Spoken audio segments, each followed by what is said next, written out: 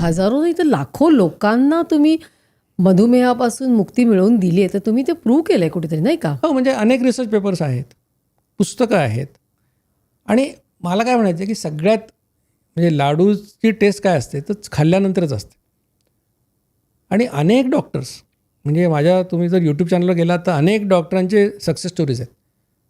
काही त्यातले कार्डिओथोरॅसिक सर्जन आहेत, काही ऑर्थोपेडिशियन आहेत, काही युरोलॉजिस्ट आहेत. आणि त्यांनी म्हटलं हो आम्ही केलं, आमचा डायबिटीस गेला, आमच्या गोळ्या बंद झाल्या. मग हे डॉक्टरचं म्हणत असतील तर मला एवढंच वाटतं की हा प्रयोग करून बघायला काय हरकत आहे. तिथला तो मेंटल ब्लॉक काढायला पाहिजे ना, की तो प्रयोग करा. 3 महिन्यात फक्त प्रयोग करायचा आहे.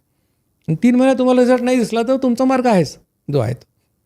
पण बरेच डॉक्टर्स आता तुमचा सल्ला ऐकून करतायत. अनेक डॉक्टर्स आहेत. It's a positive sign. हो, डेफिनेटली. एवढंच काय, फिजिशियन्ससुद्धा मला अनेक ठिकाणी फिजिशियन्स कॉन्फरन्सला बोलवायला लागले आहेत, या विषयावर ऐकायला लागले आहेत. म्हणजे पूर्वी जे 10 वर्षापूर्वी क्वॅक म्हणत असतील लोक, असं पण होतं ना, कोणी काही नवीन सांगायला लागलं की हे काय, यांना काय माहिती आहे असं म्हणायचे लोक. पण आता लोक म्हणाले ठीक आहे, यांना हे जे काय सांगतायत ते त्याच्यावर चर्चा व्हायला लागल्या आहेत. ही खूप is a welcome sine.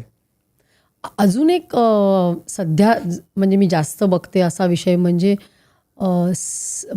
Sleep, म्हणजे झोप ही फार मोठी समस्या झालेली आहे. तर झोपेचं स्थूलत्व आणि डायबिटीसशी काय रिलेशन आहे की त्याचा पण परिणाम होतो? झोप न येणं, उशिरा लागणं, इन्सोमनियाचं प्रमाण खूप वाढतंय. हो, म्हणजे याच्याविषयी फार मी अभ्यास केलेला नाही स्लीप आणि, पण मला असं वाटतं की स्ट्रेस, स्लीप हे सगळे वेलबिंगचेच गोष्टी आहेत. आणि त्याच्यामुळे तुम्हाला झोप नीट नाही झाली तर झोपेचा अर्थच रिज्युविनेशन जे होण्याचा कार्यक्रम सगळा आहे तो जर तुमचा नीट होत नसेल तर तुम्ही दिवसभर तुम्हाला थकवा वाटणार, स्ट्रेस होणार, त्याचा संबंध आहेच. फक्त तो कसा किती आहे हे त्याचा मी जास्त अभ्यास नाही केलेला. म्हणजे आपल्या प्रोटोकॉलमध्ये सांगायला पाहिजे की तुम्ही 6 ते 8 तास असं आम्ही सांगतो की झोपायला तुम्ही हवी. 6 ते 8 तास झोपायला पाहिजे असं आम्ही सांगतो. फक्त आता झोपणं म्हणजे पलंगावर पडून राहणं नव्हे, तर डीप स्लीप ज्याला म्हणतो आपण तशी यायला पाहिजे, सांगतो आम्ही असं.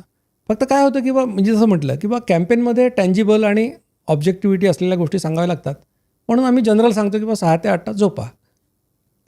आता एक शेवटचं आपल्या दर्शकांना की डायबिटीस असला किंवा नसला तरीसुद्धा त्याला अनुसरून होऊ नये पुढे कधी, म्हणून कोणत्या प्रकारची जीवनशैली त्यांनी पाळावी हे जर आपल्या दर्शकांना सांगा. म्हणजे सगळ्यात सुरुवातीला मी सांगेन की स्वतःची तपासणी करून घ्या. पहिली गोष्ट म्हणजे अंदाज बांधू नका किंवा असं घाबरून पण जाऊ नका की माझ्या आईला डायबिटीस आहे, वडिलांना डायबिटीस आहे, मला होणारच आहे आणि मग मी आता गोड खाऊन घेतो होईपर्यंत.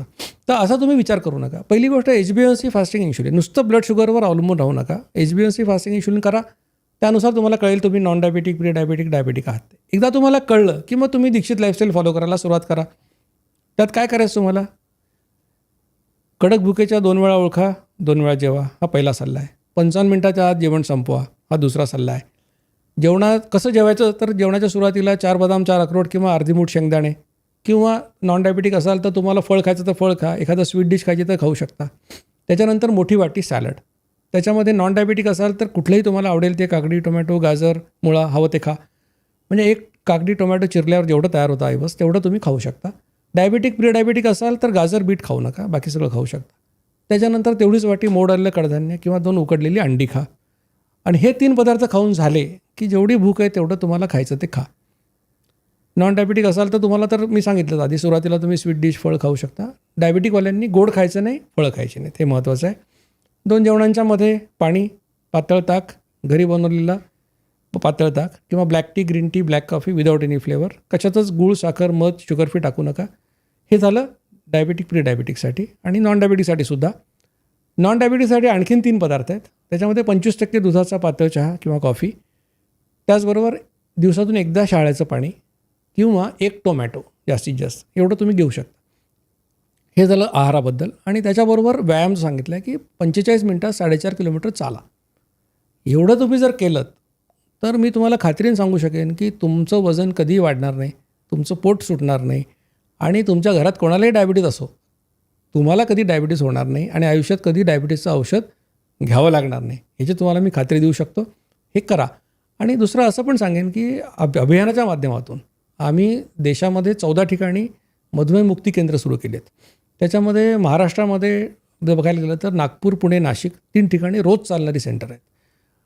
ठाणे, कल्याण, पार्ले, नंतर कोल्हापूर, सोलापूर, सातारा, सांगली या ठिकाणी आठवड्यातून नंतर छत्रपती संभाजीनगर आठवड्यातून एकदा किंवा दोनदा चालणारी सेंटर आहेत.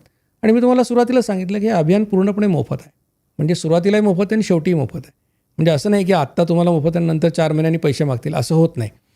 तर या कुठल्याही सेंटरला तुम्ही भेट द्या आणि तुम्हाला या आमच्या पॉडकास्टच्या माध्यमातून ही माहिती पण आम्ही देऊ, की कोऑर्डिनेटर्सचे नंबर देऊ, की जेणेकरून तुम्ही या अभियानाशी जोडले जाऊ शकाल. तुम्हाला वाऱ्यावर सोडायची माझी इच्छा नाही की तुम्ही आता ऐकलं आता काय पुढे. तर तुम्ही आमच्या यूट्यूब चॅनलवर येऊ शकता, आमच्या वेबसाईटला येऊ शकता. ती सगळी माहिती आम्ही तुम्हाला देऊ, जेणेकरून तुम्ही ही निरोगी जीवनशैली अंगीकारू शकाल. नुसती अंगीकारू शकणार नाही तर ती सस्टेन करू शकाल पुढे. खूप छान. खूप सुंदर तुम्ही माहिती दिलीत आणि खूप खात्रीचे असे उपाय सांगितलेले आहेत आणि सोपे उपाय आहेत ते महत्त्वाचं म्हणजे. तर तुम्ही इथे आलात, दुसऱ्यांदा आलात आणि खूप छान दर्शकांना माहिती दिलीत. त्याबद्दल खूप खूप धन्यवाद. मी देखील तुमचा अतिशय आभारी आहे की मला मधुमेहाविषयी पण या ठिकाणी सांगता आलं आणि मला खात्री आहे की आपले प्रेक्षक या माहितीचा नक्कीच वापर करतील आणि जास्तीत जास्त मधुमेहमुक्त लोक आपल्याला याच्यापुढे दिसतील. ही क्लिप शेवटपर्यंत बघितल्याबद्दल खूप खूप धन्यवाद. संपूर्ण एपिसोड बघण्यासाठी खाली दिलेल्या लिंकवर क्लिक करा आणि सर्व काही चॅनलला सबस्क्राईब करायला विसरू नका.